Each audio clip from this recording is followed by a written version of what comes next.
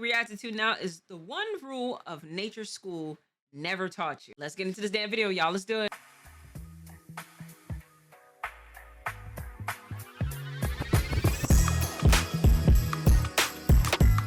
Yeah.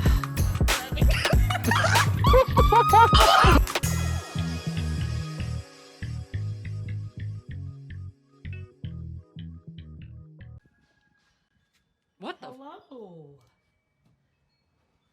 First of all, you saying hello and being friendly to an animal it is you don't know that pop up at your porch, meeting. You know what I'm saying? But this ain't about me. I was gonna say something wild, but you know, nah, not on Twitch and not on YouTube. She wants to come in, guys.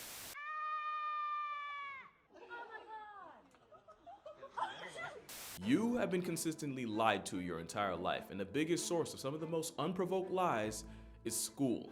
School really told us that this dude in '92 discovered America, that quicksand and giant Venus flytraps were way more of an issue than they ended up being, that writing in cursive was the only way you'd ever be taken seriously, and my personal favorite, whenever a teacher would say, "This won't slide in college." I hate the fact that they don't teach students in cursive anymore.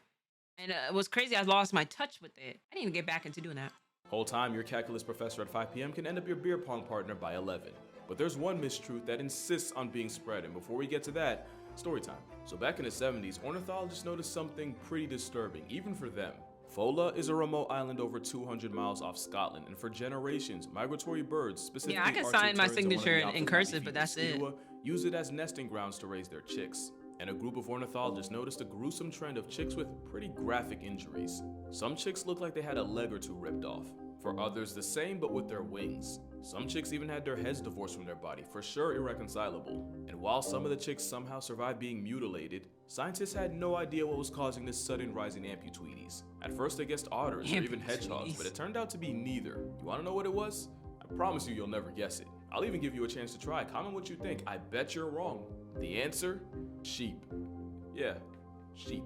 Scientists observed grazing sheep stumble across a defenseless chicken without a second thought or really even much of a prequel, grab them and eat them. Sometimes the sheep would snap off a leg for a premature drumstick.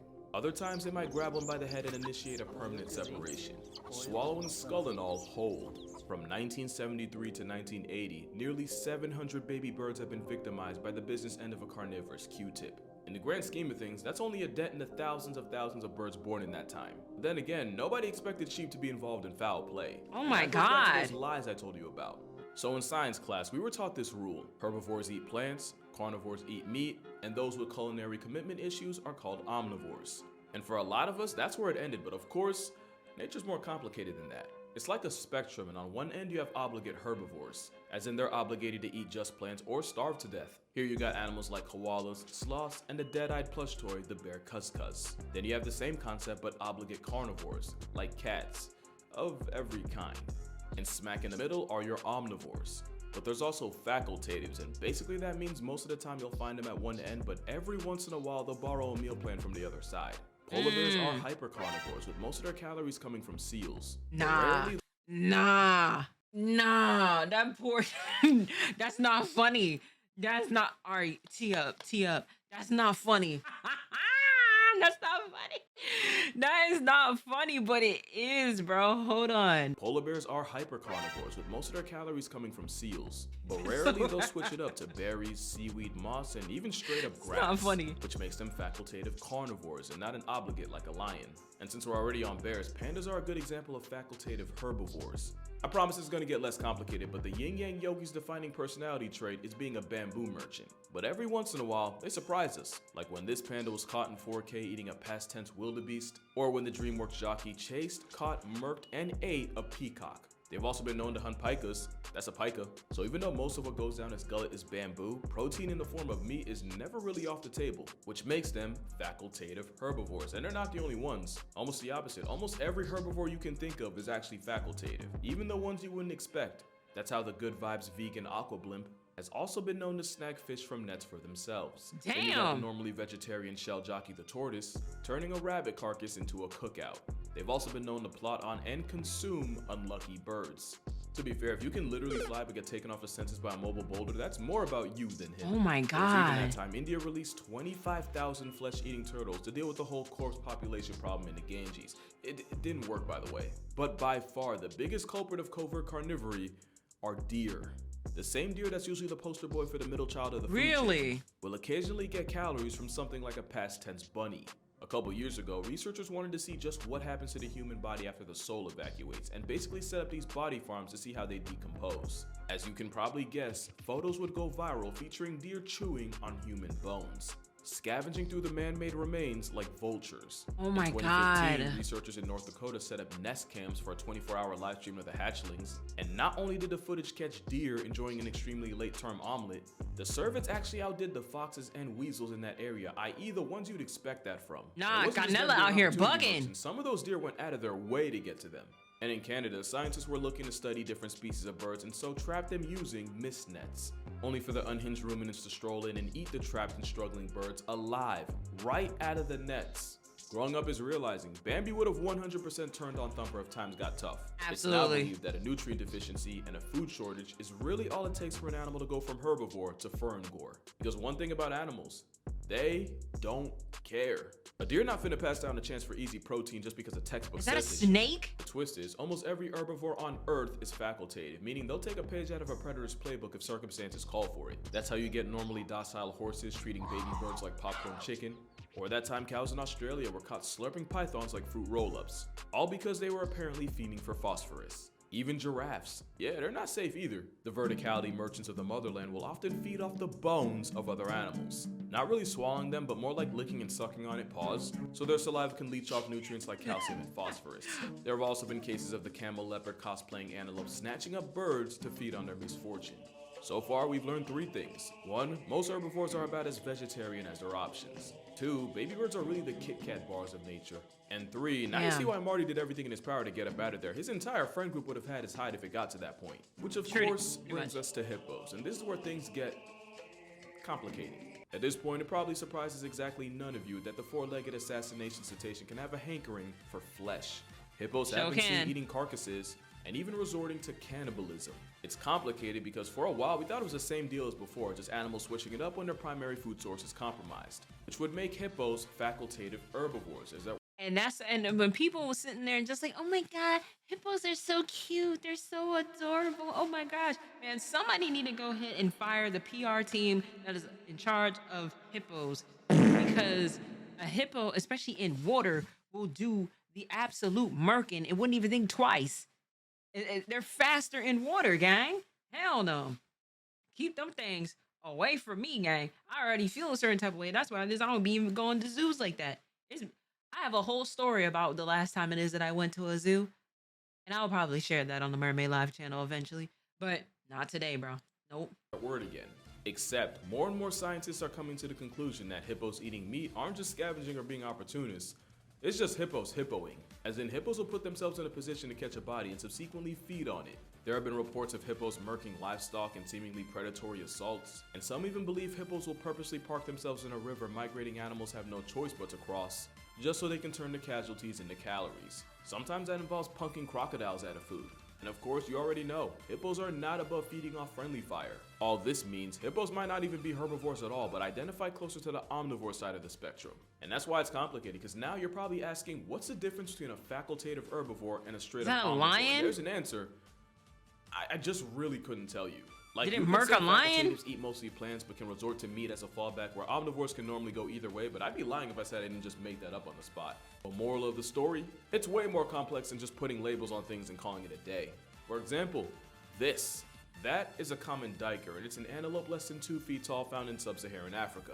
And I could be wrong, but I'm pretty sure it's the only antelope that regularly eats meat. Along with the shrubs and grasses you'd expect, the meal plan for this antelope undertaker often involves combing through corpses, along with lizards, frogs, small rodents, and, you guessed it, Humans? baby birds. Oh, And because a baby good percentage birds. of their diet requires other animals to diet with the T silent, I'd call the duiker an omnivore. But then, you got this. The tree-loving, pretty privileged acorn hoarders of the rodent world. Many will tell you that with a grocery list of mostly plants, fruits, nuts, and seeds, the squirrel is mostly herbivorous. But squirrels are also infamous for raiding birds' nests and turning pre-meat poultry into protein. And yeah, they do this a lot. These little the nuts is just not enough, huh? You gotta go into a bird's nest and really go ahead and GG a damn birdie. Squirrels pack up chickens and snakes. There was even a story of a pack of Russian squirrels ganging up on a stray dog and eviscerating the canine alive, each scurrying off with their share of flesh. Yeah, not so cute now. They're not the only rodents that go rogue either. Normally, grass-eating prairie dogs have been known to savage baby ground squirrels and on rare occasions even eat the remains. In case you're curious, they do this by shaking the baby violently until their existence gets revoked. That's not even my worst rodent fact in the chamber. That's in crazy. 1995, a 43-year-old woman was found deceased in her flat with facial lesions and lacerations, and the fact that she was naked from the waist down. First responders thought it was a special victims unit kind of crime. Except it was later determined that she had expired to pneumonia. The desecration of her corpse was caused by her pet golden hamster. Not only did the pet feed on her vacated vessel, law enforcement would find the hamster's makeshift burrow containing human skin, flesh, and muscle tissue. But that shouldn't even really be a surprise since hamsters are known cannibals, but what you might not know is that sometimes Hamsters are also rats, bro. Call it what it is, they're rats. That's why I ain't like no damn hamster growing up. Like, get them things away from me. it can be caused by corn. Researchers at the University of Strasbourg found this out by accident when they tried to figure out why the female hamsters under their care kept dominating their own children. Through some likely traumatizing trial and error, they figured out that just a corn diet was even the hamsters missing vital crucial vitamins, specifically B3. They figured that out because once they added B3 back into their diets, the mother hamsters suddenly remembered how to mother. And the crazy part is, that can happen to people. Vitamin B3 deficiency can lead to pellagra, a disease associated with diarrhea, dermatitis, dementia, and eventually dying. So in a weird twist, an unbalanced diet can really lead to spawn-wrecking rodents, and they're not the only known cannibals in nature. Chimpanzees are a great example of animals don't care. Chimps have been known to de-life their rivals and devour the body. Now to us, it's horrific and it makes chimps the spawn of Satan. To a chimp with no legal system or a sense of morality, just a will to live, it's common sense, murking your rival to protect your food supply and not letting easy protein go to waste. And before you judge, early humans reportedly made the brains of terminated children a somewhat regular part of their diets. But I think people forget chimps aren't just violent pseudo-vegans, they're legit predators. As in, they'll work together in coordinated attacks on prey like colobus monkeys. Which, you know, isn't all that different from getting disemboweled by a pack of Olympic-level parkour zombies. They've also been known to hunt bush babies, that's a bush baby, by using spears. But with all the chimp carnage on this channel, them having carnivore tendencies should really be no surprise. The plot twist is, even the pacifists of the great apes tell my story. Timing. Most people, including me about 2 weeks ago, see orangutans as a good vibes hippie vegetarians of the primate world. Which is almost true. Ginger apes eat mostly the stuff you'd expect, you know, fruits, figs, leaves, maybe some termites to go with bird eggs. But then you got this, an orangutan tearing apart a slow loris. The same one known for being venomous, which orangs figured out how to neutralize by using the loris's natural weakness, blunt force trauma in the form of a bite through the skull. Now, to be fair, a meat-eating man of the forest is remarkably rare. Oh my god. But then again, chances are, before this video, a good number of y'all probably thought orangutans were only a threat to pieces of fruit.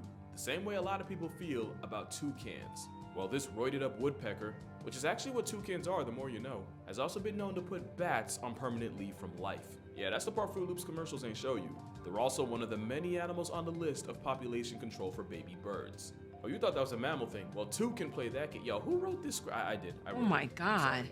But birds in general will eat virtually anything that doesn't pack them up in the process. Seagulls have been seen scarfing down squirrels with zero remorse, and I'm pretty sure there's at least one person in the world down a dog thanks to this flying antichrist. But the biggest example of feathery f***ery is what happens on Malgus Island. This is where we go full circle. Oh this my island god. off the coast of South Africa is a nursery for the thousands of Cape gannets nesting here. Which would probably be a good idea if someone ain't snitched to the pelicans, because a population of white pelicans started traveling to Malgus just so they can swallow gannet chicks whole, often right in front of their parents. And if one was unlucky enough to have both parents out at sea, that's just an easy link for this attack on Titan pterosaur. It gets worse when you realize the half-digested, fully molested baby birds often end up being swallowing it regurgitated for the whole pelican progeny to eat. And you thought they just ate fish. Predators come in many forms, and one island in the Pacific is home to one of the most unlikely. Because if you bleed on the wrong island, you can attract a pack of coconut crabs. Not only is this satanic manifestation in the form of crustacean attracted to blood, they're more than enthusiastic scavengers. In a study done on Nikomoraru Island, it took the homicidal hermit crabs a week to completely undress a pig carcass down to the bones. But with pinchers strong enough to humble a coconut, the killer crabs are more than capable of catching their own prey. Listen, Listen, I don't care about none of that, bro. Put the crab in the fucking pot, bro. Put the damn angry crab in the pot. Smother it with some damn obey seasoning. You know what I'm saying? Some Creole seasoning as well in there. Get a nice little seafood boil going for the angry crab, because I'll tell you this, you could be angry as all it is that you want to, but I'm pretty sure it is that fresh GG of you getting just unalived, being thrown into a pot. I'm sure that meat is tender. I'm sure that meat is tender, and I'm sure it is good. You know what I mean? I looked at that crab. I wasn't even scared of that out of this whole entire video. I was just like, all right, cool. Just put that motherfucker in the pot and stop playing with my emotions, bro. Shit. As long as it's not venomous, you know what I'm saying? You still will get ate. You know what I'm saying? Them legs will get cracked and split open. Okay? You are not exempt from any other the crab legs is I've had before in my day. Like, matter of fact, let me find out this that they're not venomous and they actually is good. Like, you know, if people have actually ate this before of like, you know, of our descent, and it's getting thrown in the pot. Especially when they can climb trees and ambush sleeping birds. That's cool. I could This put a video pot was up there taken of too. a crab after it had snapped the hollow bones of a seabird. The part you don't see is where a group of crabs arrived at the injured and incapacitated avian and proceeded to tear the bird apart. They've also been known to make a meal out of rats, cats, and maybe even humans, because a grisly theory on the disappearance of Amelia Earhart was that a cluster of crabs got to her before anyone else could. And the worst part? There's no guarantee she was relieved from life by the time they got to her.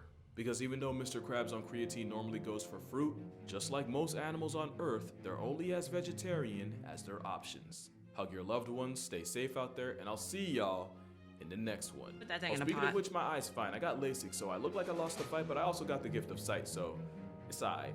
Alright, peace out. Can't wait to do that.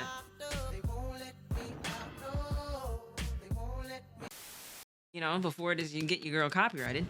Cook it. No, so we're saving a pelican. I can cook the fish, so Yeah, she's a little nicer than you. yeah, I guess. Oh, he's got a hook in him. That's Wow. Yeah. We're saving the pelican. Pelican, go. The pelican ain't giving. The pelican looking like, ain't no way you just stole my lunch from me like that out of my mouth. Hey, listen, y'all. Casual Geographic W video. I'm probably not gonna be going anywhere near a zoo anytime soon.